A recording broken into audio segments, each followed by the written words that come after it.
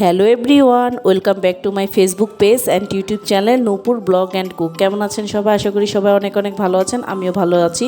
চলে এলাম আবার একটা নতুন ভিডিও নিয়ে আপনাদের মাঝে। আশা করি ভিডিওটি আপনাদের ভালো লাগবে। তো এখানে আমি কই মাছ রান্না করব সিম আলু দিয়ে।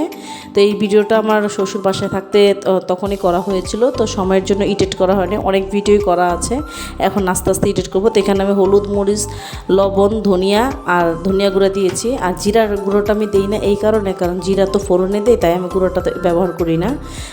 অনেক তরকারিতে ব্যবহার করি। তাই এর মধ্যে বলে রাখছি, যারা ইউটিউব চ্যানেল থেকে আমার এই ভিডিওটা দেখছেন, প্লিজ আমার ইউটিউব চ্যানেলটি সাবস্ক্রাইব করে দিবেন আর সাথে থাকা বেল আইকনটি ক্লিক করে দিবেন, যাতে করে আমি নতুন কোনো ভিডিও আপলোড করলে আপনাদের কাছে সাথে সাথে নোটিফিকেশন পৌঁছে যায় আর আমার চ্যানেলে ভিডিওটা আপনারা দেখে নিতে পারেন।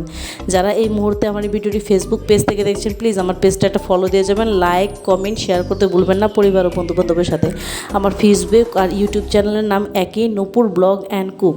আপনারা চাইলে যারা ইউটিউব থেকে দেখছেন তারা ফেসবুক পেজে গিয়ে আমার ফেসবুক পেজটা ফলো দিয়ে যেতে পারেন। আর যারা ফেসবুক থেকে দেখছেন চাইলে ইউটিউবে গিয়ে আমার চ্যানেলটা সাবস্ক্রাইব করে দিতে পারেন। আর এখানে আমি পেঁয়াজ আর কাঁচামরিচের মধ্যে এই যে বিটরুটটা ভাজি করে নিচ্ছি। বিটরুট কিন্তু আমার খেতে অনেক অনেক বেশি ভালো লাগে, আর বিটরুট ভাজি তো অসাধারণ খেতে। তো আপনারা যারা খাননি এই পর্যন্ত, তো তারা বাড়ি তৈরি করে খেয়ে দেখবেন যে কীরকম লাগে। তো এখানে আমি লবণ দিয়ে নিয়েছি, লবণ দিয়ে ভালোভাবে নাড়াচাড়া করে নিচ্ছি। আর এর মধ্যে এই যে সিম আলুটা যে দিয়েছি, এটা ভালোভাবে কষিয়ে নিয়েছি।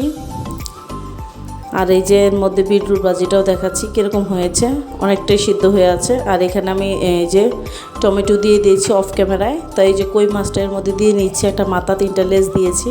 তো এখানে আমার শ্বশুর, আমার বড় ছেলে আর আমি 3জনই খাওয়ার, আমি তো একবেলাই খাই, আর ওরা 2জন খাবে। অল্প করেই তরকারি রান্না করি। এই যে বিটরুট ভাজিটা আমার অলমোস্ট হয়ে গেছে, দেখতেই পাচ্ছেন। আর এই যে মাছ রান্নাটাও আমার হয়ে গেছে। তো এই যে এখানে আমার ছোটো ছেলেটা কয়েকটা দিন যাবত ঠান্ডার অনেক সমস্যা, আমি অনেক ভিডিওতে বলিও, কিন্তু ঠান্ডার অনেক সমস্যা, কিছুতে কিছু হলে গরমে ঘেমে ঠান্ডা লেগে আসে। তো আজকের ভিডিওটি আমার এই পর্যন্তই। Thank you for watching video.